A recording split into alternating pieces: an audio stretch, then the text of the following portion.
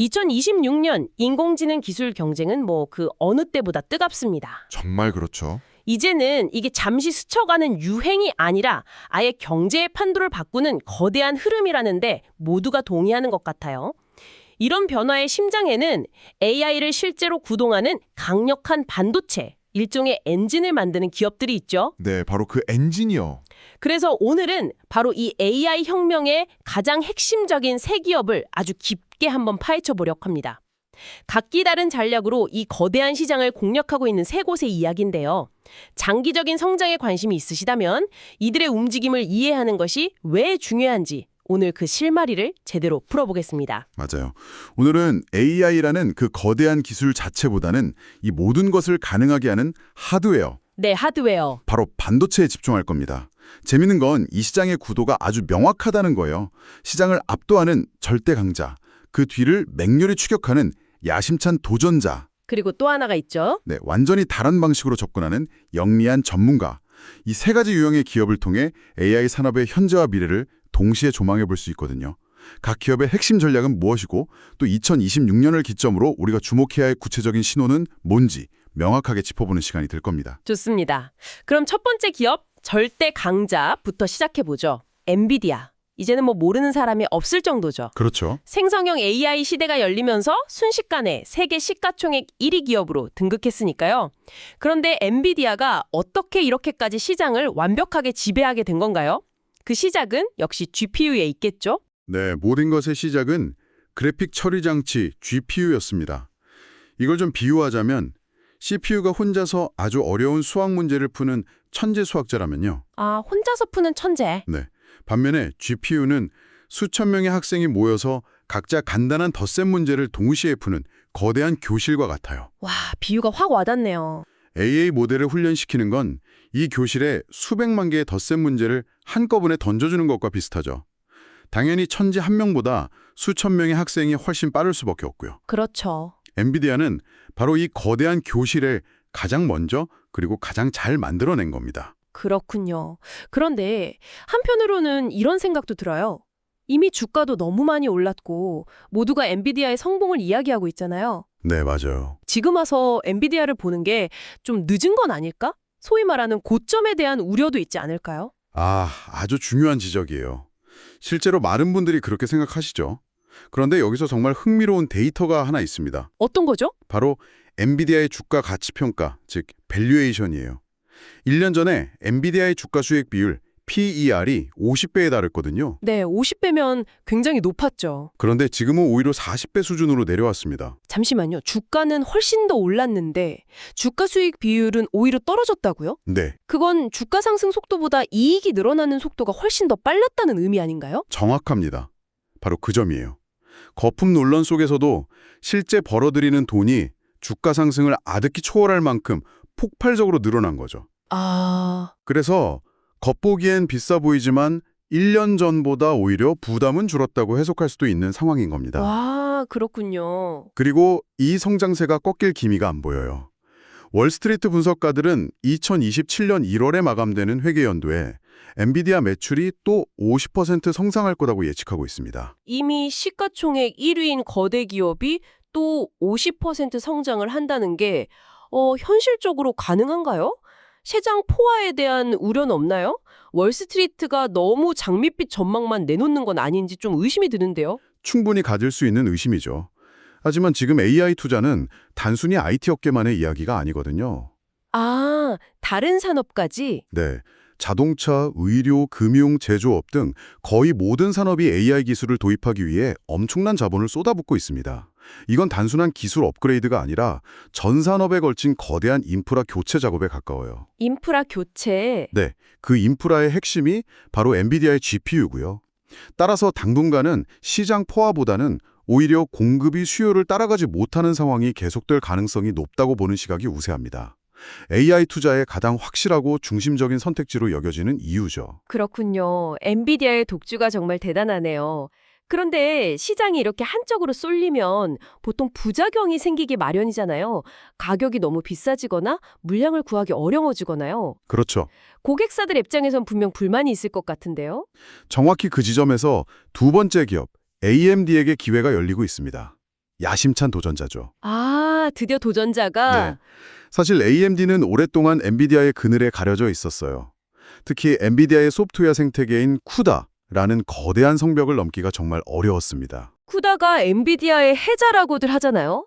개발자들이 전부 쿠다에 익숙해져 있어서 다른 걸 쓰기 어렵다는 뜻인데 AMD의 자체 소프트웨어인 로캠은 그걸 대체할 만큼 준비가 된 건가요? 아니면 아직 좀 실험 단계에 불과한 걸까요?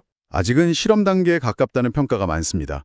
쿠다는 지난 10년 이상 수많은 개발자들이 쌓아 올린 코드와 노하우가 집약된 생태계니까요. 그렇죠. 그런데 바로 여기서 주목할 만한 변화의 신호가 포착됐어요. 오, 어떤 거죠? 2025년 11월 바로 그 ROCm의 다운로드 수가 전년 대비 10배나 급증했습니다. 잠시만요. 10배라는 건 인상적이지만 이게 실제 사용으로 이어진다는 보장은 없지 않나요? 네, 맞아요. 개발자들이 그냥 호기심에 한번 설치해 본 것일 수도 있고요.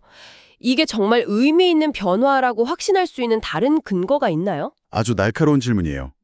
맞습니다. 다운로드가 곧바로 매출로 이뤄지진 않아요. 하지만 이 숫자의 이면을 들여다봐야 합니다. 사실 이건 기술력만의 문제가 아니거든요. 그럼 뭐죠? 어떤 대기업도 AI처럼 비즈니스에 명운이 걸린 분야에서 단 하나의 공급업체에 모든 걸 맡기고 싶어 하지 않아요. 아, 리스크 관리 차원에서요. 그렇죠. 일종의 보험을 드는 셈이죠. 지금 당장 엔비디아를 대체하지 못하더라도 AMD와는 대안을 키워두어야 나중에 가격 협상력도 생기고 공급망 리스크도 줄일 수 있으니까요.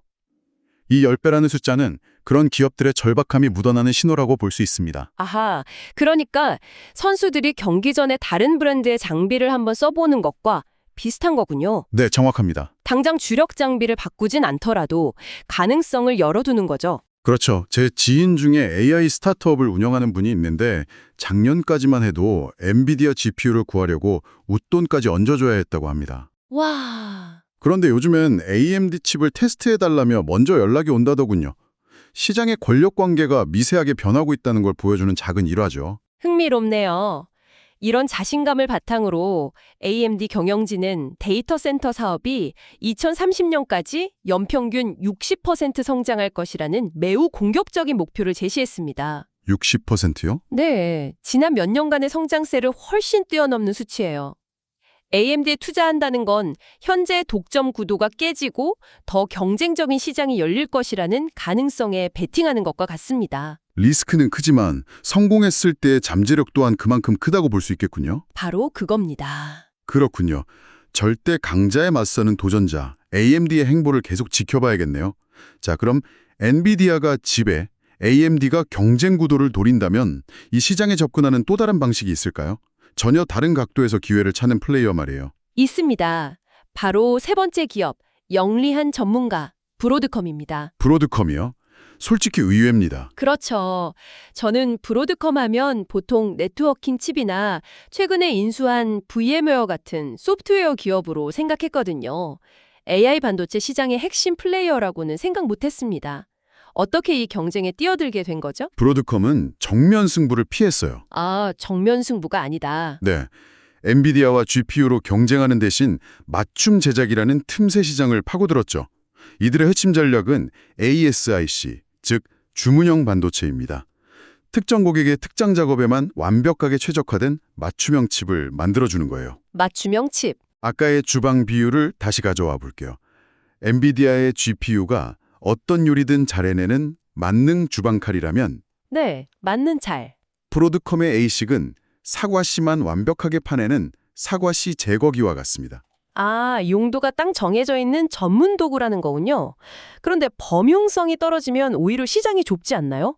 왜 기업들이 그런 전문 도구를 원하는 거죠? 효율성 때문입니다. 효율성. 범용성은 떨어지지만 특정 작업에서는 훨씬 적은 전력과 비용으로 더 뛰어난 성능을 낼 수 있거든요. 중요한 건 이들이 GPU를 대체하는 게 아니라 보완한다는 점이에요. 아, 대체가 아니라 보완. 네. 예를 들어 구글이나 메타 같은 거대 기업들은 수많은 AI 모델을 개발할 때는 범용성이 뛰어난 엔비디아 GPU를 사용해요. 하지만 그중에서 가장 성공적인 모델 하나를 수십억 명의 사용자에게 서비스해야 할 때는 그 모델에만 최적화된 ASIC을 사용하는 게 훨씬 효율적이죠. 그쵸. 비용 차이가 엄청나겠네요. 바로 그 지점을 파고들어서 그런 대형 고객사들과 손잡고 그들만의 맞춤형 칩을 설계해주고 있는 겁니다. 그렇다면 이 전략이 실제로 효과가 있는지 궁금한데요. 숫자로 증명되나요? 아주 극적으로 증명됩니다. 오, 2025년 4분기 브로드컴의 AI 반도체 매출은 전년 대비 74% 증가한 65억 달러를 기록했어요. 74%? 그런데 더 놀라운 건 2026년 1분기에는 이 매출이 전년 대비 2배가 될 것으로 예상된다는 점입니다. 2배라뇨? 이건 정말 폭발적인 성장이네요. 그렇죠. 거의 82억 달러에 달하는 규모죠. 왜 갑자기 이렇게 맞춤형 칩에 대한 수요가 늘어나는 걸까요? AI 기술이 성숙기에 접어들고 있다는 강력한 신호입니다. 성숙기요? 네. 초창기에는 이것저것 실험하느라 범용 도구가 필요했지만 이제는 어떤 AI 작업이 돈이 되는지 명확해졌고 작업의 종류가 점점 정형화되고 있거든요. 특정 언어 모델을 계속 운영하거나 특정 이미지 인식 알고리즘을 반복적으로 돌리는 경우처럼요. 아, 작업이 표준화되는군요. 맞습니다. 이렇게 작업이 표준화될수록 효율성을 극대화할 수 있는 ASIC에 대한 수요는 커질 수밖에 없습니다. 브로드컴은 효율성을 추구하는 시장의 흐름을 정확히 읽은 아주 영리한 플레이어인 셈이죠. 자, 오늘 정말 흥미로운 이야기들을 나눴네요. 이 모든 것이 무엇을 의미하는지 정리해 볼까요? AI 반도체 시장의 새 주역, 시장을 이끄는 절대 강자 엔비디아, 판도를 바꾸려는 도전자 AMD, 그리고 자신만의 길을 개척하는 전문가 브로드컴. 네, AI라는 거대한 흐름 속에서 각기 다른 방식으로 기회를 잡고 있는 모습이 정말 인상적입니다. 네. 이 세 기업의 이야기는 단순히 어떤 주식이 더 좋으냐의 문제가 아니라고 생각해요. 아, 그 이상의 의미가 있다. 그렇죠. 시장에 지속적인 지배의 무게를 둘 것인지, 경쟁 구도의 변화에 기대를 걸 것인지, 아니면 효율성과 최적화라는 새로운 흐름에 주목할 것인지 각기 다른 투자 철학을 명확하게 보여주죠. 아, 강신이 AI 시장의 미래를 어떻게 전망하느냐에 따라 매력적으로 보이는 기업이 달라질 수 있다는 겁니다. 정말 그러네요. 새 기업이 각자 다른 미래 시나리오에 베팅하고 있는 셈이니까요. 마지막으로 생각해 볼 거리를 하나 던져드리고 싶어요. 네, 말씀해 주시죠. 지금까지 우리는 AI를 구동하는 두뇌, 즉 반도체에 대해 이야기했습니다. 네, 두네요. 하지만 이 강력한 두뇌들은 엄청난 열과 전력을 소모해요. 상상 이상으로요. 그렇죠. 데이터 센터 문제가 심각하다고 들었습니다. 어쩌면 AI 산업의 다음 격전지는 이 반도체들을 담는 데이터 센터의 냉각과 전력 공급 문제가 될지도 모릅니다. 이 물리적인 인프라가 기술 발전의 발목을 잡는 순간이 온다면 아, 그때는 과연 어떤 기업이 새로운 기회를 잡게 될까요? 이 질문을